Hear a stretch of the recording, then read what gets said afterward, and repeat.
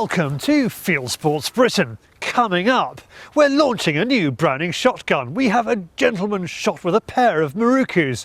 We're shooting duck coming in below sea level to a line of wildfowlers. First, the best way to shoot rabbits is if you can see in the dark. Well, Dom Holtam has the technology. For starters, we're going to take advantage of the last few hours of daylight on a farm near Biggin Hill in Kent. Later, when it gets dark, we'll be off to Andy Crow's farm to try out the Nite Site that sporting shooter editor Dom Holtam has to play with. The Biggin Hill farm and its shoot are suddenly being overrun with roe. They need to be knocked back a bit, not eradicated, just to manageable numbers. They are probably attracted by the superb bird feed which is going down here. It's also attracting crows. Oh, it's just a special feed that they feed here. I mean, it's expensive. Sultanas there, look. You can eat sultanas, so. That looks better than my breakfast cereal, Andy. I'll tell you, if you was as hungry as what I am, I could bloody eat this. It's got banana there, look. Got bits of everything in it. Jesus Christ. It's all sweet stuff, and it's got like molasses in it as well. That's why it's sticking together. But sounds good. Do the deer eat it? Deer love it.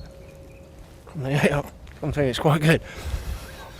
Is the food that bad at home, Andy? Don't put that on camera. I'm absolutely starving. In between snacks, we keep our eyes peeled. There are plenty of slots, but nothing on view. With the setting sun silhouetting the racing snake physiques of our wonderful team, Dom explains to the lamp-loving Andy why he should have a go with Nite Site's night vision tonight. So then you watch the TV, and that shows you what's being seen through the camera. So if you've got your crosshairs, you're looking at the crosshairs through the screen? Yeah, so you watch the screen, and when the crosshairs are on the target, pull the trigger. In theory. In theory? Theory. Find out shortly, won't we? At least I've got something to blame from you. Andy sends Dom to the high seat, where we hope the roe will materialise as the light goes. Hopefully nothing will be coming out on this side of the seat because I can't see anything. But anything that comes out in front should be okay. It's not up to the usual standards, it's for a fat bloke. Feels a bit fragile. Good job you're not up here, David. Charlie Fox makes himself known, has a pea, and makes sure everyone is aware that he's out and about. He doesn't pee on our parade, but someone else does. A dog walker on a part of the farm he shouldn't have been. Jinx strikes again. Never go stalking with David Wright. Fact. No, I don't think the dog walker helped a great deal. Or the fact that David's got a cough. I've got a cough. Even the dog had a cough. So anyway. The fox had a cough. The fox was quite good. The fox was good. Should have shot the fox really, shouldn't I? Anyway, now we're going to play with the Nite Site. Hopefully we'll have a bit more success with that. Can't be much worse. After refuelling Andy with some homemade soup chez Crow, it's time to test the Nite Site. Dom talks us through the setup. Okay, so we're back at Crowman's farm now with the Nite Site night vision system. Got sent into the office, saw it at the CLA last year. It's basically a TV monitor, this bit, night vision camera, and a mounting system that allows you to put these components on your rifle and dayscope setup, so you don't have to change between dedicated night vision, dedicated dayscope. One size fits all. We're going to get it set up. It's got a battery pack that you can take around with you, various adapters to fit various different sizes of scope. We're going to get it set up now and see how we get on with it. The quality of the picture produced inside the barn by the powerful NS200 model is promising. So the advantages of this over a dedicated night vision system, obviously you don't have to change your setup. You know, 2 minutes. Exactly. Once you're familiar with it, you can just bolt it on. You're good to go. Well, I can drop this off in 2 minutes, and I can be using it in daylight. And then when it comes dark, it takes me 2 minutes to put it on. So this is the original system. I think had a range of about 50 yards. This has got a more powerful infrared lamp, and apparently it's good for about 200 yards. So ideal for rabbit shooting and fox shooting. Yeah, definitely. I'm not sure whether I'd want to try it with a big recoiling, 243 or something. But I think for rimfires, Yeah, something. Probably do the job. Of course, the other problem, you can't hold it like a normal rifle. No. So you need to have a rest of some description, whether it's a tripod or a quad pod, or obviously in your case you've got your buggy, so you can rest it. And then it's a question of learning to trust whether or not that is going to hit the point of impact. Yeah. I guess there's only one way to find out that. We're just going to do that. The image also looks good on first inspection in the darkness. Dom and Andy play with the brightness settings. Lowest setting, you see the image is getting brighter. It's basically like having a more powerful Lamp. torch put on the air. Exactly. The UTV sags under the weight of the slimmer looking Dom, but manages to make the field. The Nite Site does take a bit of getting used to. Even though there aren't many about, we christen the new technology. If you had a barn full of rats, Oh yeah, it'd be ideal or for with an that. air rifle or something, that? you could sit in the pitch darkness. Yeah, especially just with one of scanning these around. gas-operated air rifles. The only time you can hear the shot is when the pellet hits something. Yeah, So that'd be ideal for that. Shooting rats. That'd be brilliant. Once in the groove, Andy fails to miss, and we have a huge bag of 4 to be proud of. So what does the natural-born lamper think of going black and white? I think if you were setting up a high seat, shooting rabbits out of a high seat, or if you've got a problem with rabbits, you can sit up along a hedgerow. It'd be, well, I think it'd be good. To tell the truth, it is. For that, it'd be great. But for riding around on the buggy, and it's to find them, like Dom was saying earlier. It's to finding them. You need the lamp to find them. So with me, I shoot with the lamp anyway. So to me, it'd be quicker for me to find them with a lamp, shoot them with the lamp. But we just playing around tonight, just experimenting. But I think sitting in a high seat or sitting up along a hedgerow, shooting rabbits, I think it'd be good. Dom also sees where this bit of kit is going to make the difference, especially at the price. first go out, Andy's done the business, put a few rabbits in the bag. I think the important thing to stress with all night vision is that you can't just pick it up and use it straight away. You need to learn them, you need to work out how to get the best from them, and I think that's definitely the case with this, especially the fact that you're not looking through your scope in a traditional fashion. Certainly got a lot of potential and a lot of potential uses. At about 600 quid, it's not much more than half the money of something like the Pulsar, which is probably the best selling of the modern night vision rifle scopes. The thing I like about it is that it means you don't have to give over a rifle specifically for night vision. You can use it as your normal shooting gear, and then if you do need night vision, this bolts on in a matter of a few moments. I'd like to experiment with it a bit more. I think it's got good potential for rat shooting, air rifle shooting. Definitely would like to experiment a bit more with the rabbiting and maybe a bit of fox shooting. So yeah, I'm pretty pleased with how it's gone for the first night and looking forward to having another go with it. So a versatile tool for anyone wanting to stay on top of their rat, rabbit or fox problem. For more information about the Nite Site system, visit www.nitesite.co.uk.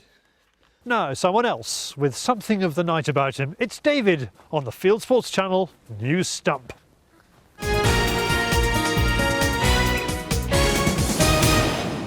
This is Fieldsports Britain News. DEFRA Minister Jim Pace has stepped in to stop the hooded crow being removed from the bird pest species list. His quick action followed lobbying by shooting organisations. The Countryside Alliance has hit out at the government's proposal to build a high-speed rail line between London and Birmingham and then on to the northwest. It says HS2 will have a devastating impact on Britain's countryside as it slashes through the Chiltern Hills. Record salmon and grouse seasons have pumped more than £50 million into the Scottish economy from sporting lets alone in 2011. Grouse shooting accounted for 30 million of that figure, according to sporting agent CKD Galbraith. It was a record season for the wild game bird, especially in the Angus Glens and the Lammer Muirs. And finally, awards for silliness in the national media, called the Dafters, have been announced by the website Newslight. One runner-up in the animal section is the cross-eyed opossum Heidi from Leipzig Zoo, who became famous last year and then died. Another is this well-endowed squirrel, which shocked viewers when it appeared as part of covering footage in BBC Two's The Great British Bake Off. But the winner Well deserved in our opinion is of course Fenton the dog from Richmond Park in London. You're up to date with Fieldsports Britain news. Stalking the stories, fishing for facts. Thank you, David. That boy takes himself too seriously. Now, when John Prescott parachuted a new village onto the edge of farmland in Somerset, he probably didn't think about the local shoot. Well, this is how the shoot coped. Shoots get carved up by property development. Several shoots will be entirely destroyed by the plans for a high-speed rail link from London to Birmingham. But some shoots take what central government flings at them and they learn to work with it.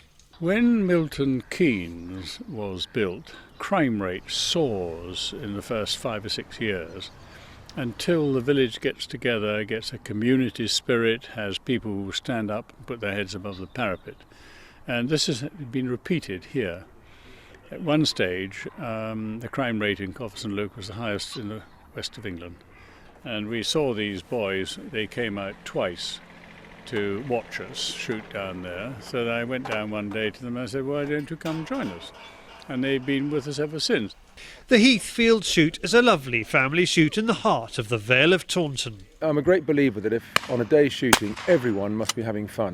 From if it's a commercial shoot, from the person who's buying the day down to the most junior sort of stop, the man tapping on a hedge somewhere and he never gets seen. They all must be enjoying it for a day to go ahead. And I think it would be wrong and possibly unsustainable that if one section of the shooting party is not enjoying it, then really it's it shouldn't be happening. We've had good success in the last few years in bringing on I think now, certainly 2 young chaps who are totally new to the countryside. One of them now has a full-time job on a commercial shoot on the Dorset-Wiltshire borders, and the other one has just gone to Harper Adams Agricultural College. Today we are shooting 8 guns, not hitting much, happy when we do, having a lovely, lovely time. Pheasants, partridge, pigeon, woodcock and even a teal are counted in the bag. John Prescott is far from our minds. And there are plenty of dashes of eccentricity to remind you that this is England and we must not be ashamed of enjoying ourselves. Yes, the shoot lunch table centrepiece is indeed a Bren gun. Richard runs the beating line, but he is also a keen shot. A pair of Boss 20 bore over and unders would cost you new about 140,000 quid at the moment. I would have thought probably, yes. How much do these cost you? Well, I reckon the guns cost me, I think, £1,800 to £2,000 each. Yep. And then they've probably had, I don't know, £600, £700, £800 spent on the woodwork and the pistol grips. So you are a farmer with a bargain. You must be fairly happy. Well, yes, I think I am. I mean, they're lovely guns. All guns shoot straight. It's the person behind it which doesn't. So they're great. Richard and his father run a charming West Country shoot, but if they hadn't learned to cope with the new development which sprang up on the edge of their land, it could have been a different story. The shooting trade show season is about to start and there's a major new shotgun launch this week in Britain. It's the Browning B725. Andy Norris of Browning is one of the great characters of the British gun trade. But can he actually shoot? We're at the awfully smart Royal Berkshire Shooting School's incredible grouse layout to find out in front of an audience of sneering gun shop owners. Well, today Andy has a secret weapon, the new Browning B725 shotgun. This is no time to mess it up, Andy.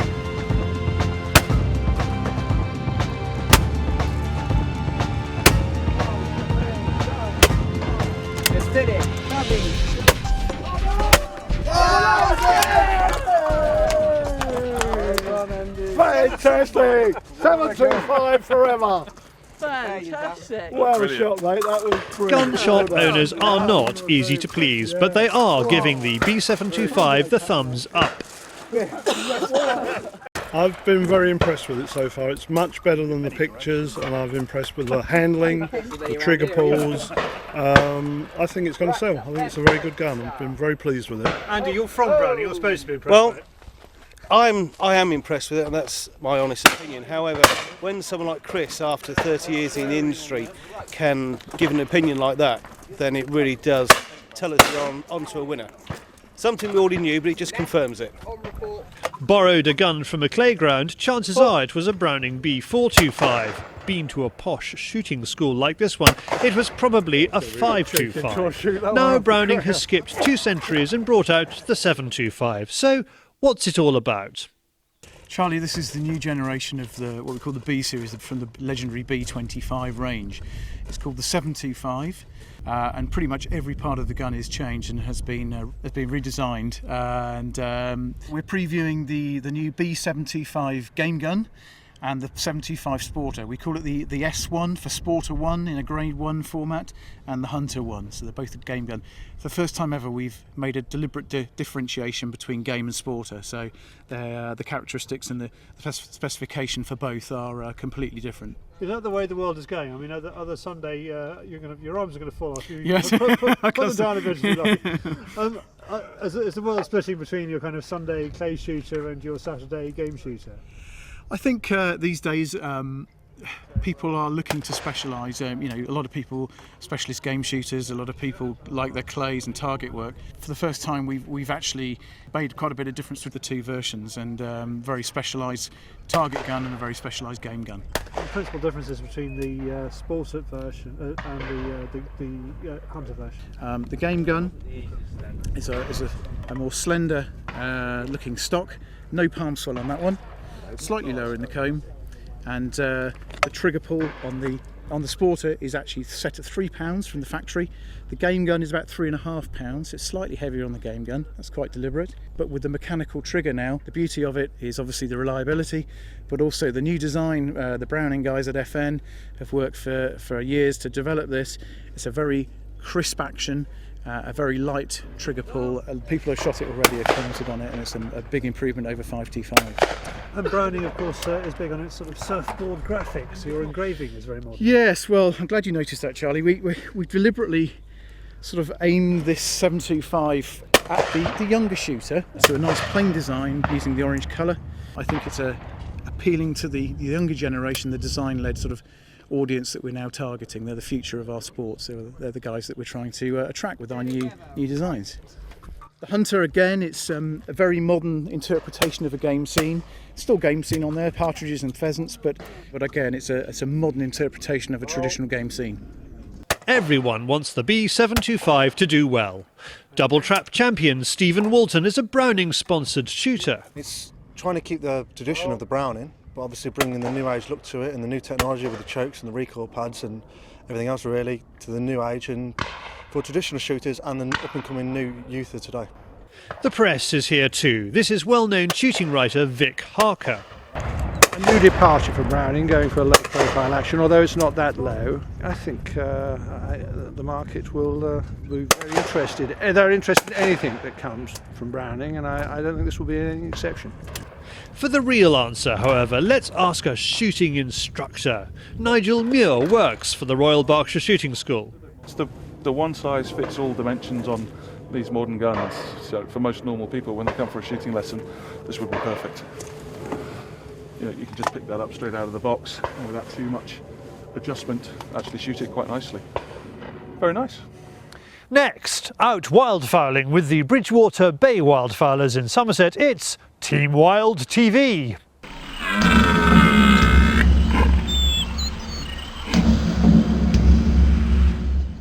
We're in the southwest of England, several feet under sea level, on fields that are no more than a thin skin of peat that floats on the marsh.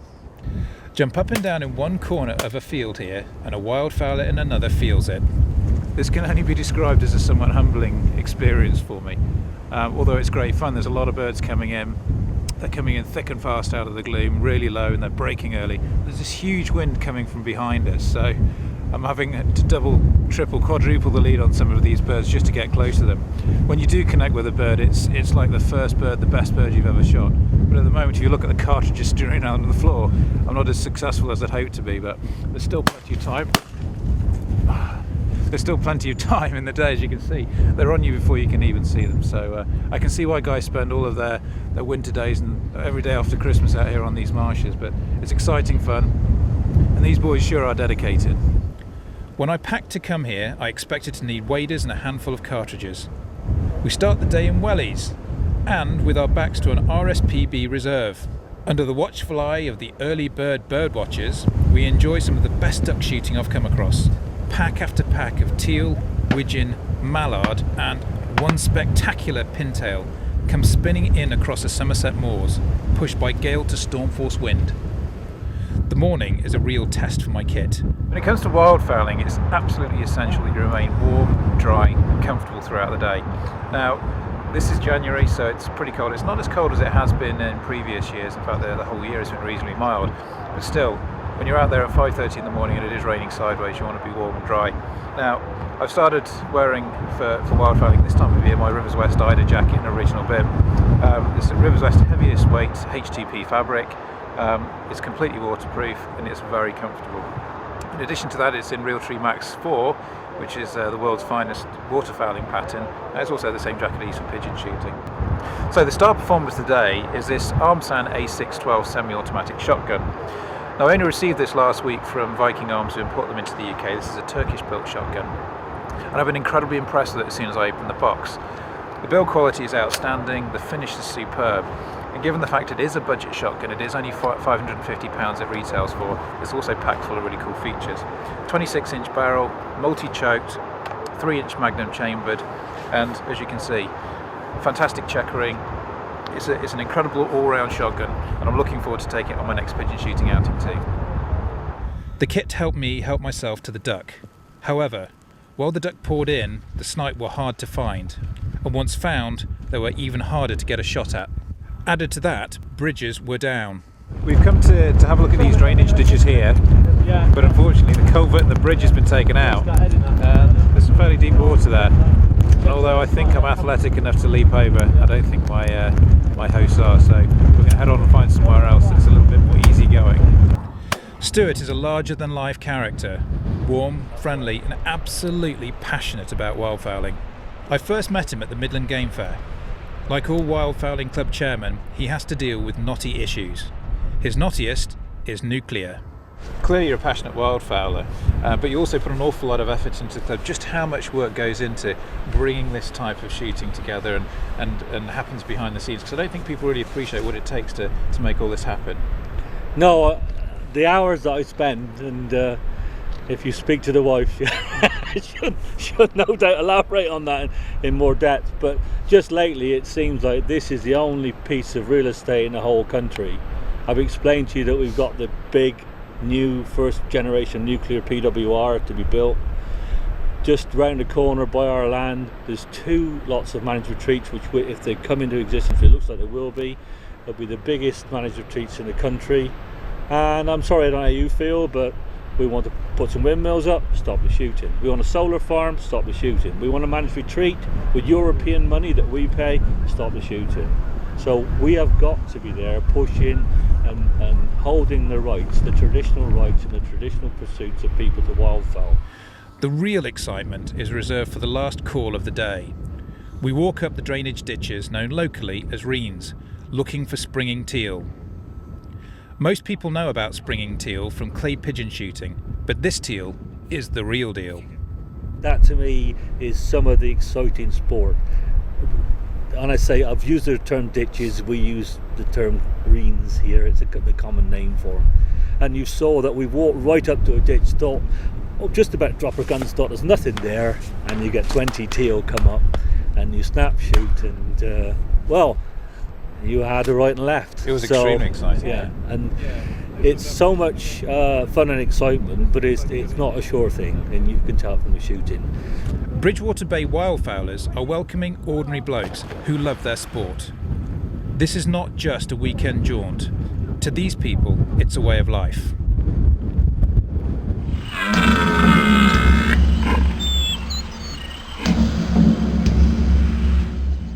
Well, we're back next week when we're going stateside to Las Vegas, to the SHOT Show, the biggest hunting, shooting, fishing show in the world. Everything's bigger, but is it better? Now, if you're watching this on YouTube, please click the subscribe button, which is somewhere there off the edge of the screen, or go to our website, fieldsportschannel.tv, click to like us on Facebook, follow us on Twitter, or scroll down to the bottom where there's a box, the constant contact box, pop your email address into that, and we'll constantly contact you. This has been Fieldsports Britain. Yeehaw!